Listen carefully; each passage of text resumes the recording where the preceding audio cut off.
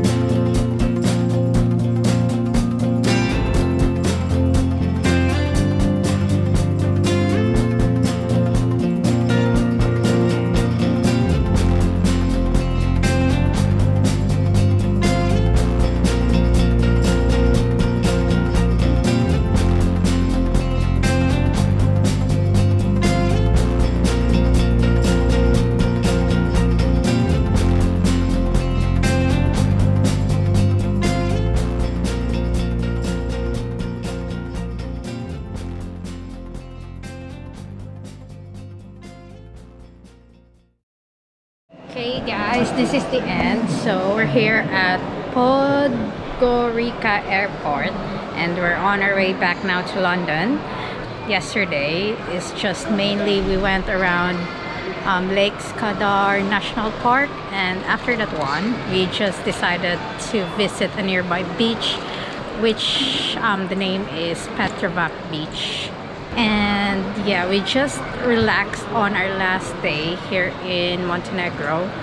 Overall experience, it's worth the visit. It's a small country, so you can go around the country by car. Very recommended because I'm not sure about the transportation here, but it's easier to drive in a car, and also the view is nice. They have a lots of tunnel and their currency is euros, so it's still in Europe. Very underrated, so worth the visit. I think the next vlog will be in US, so I will see you there. Bye.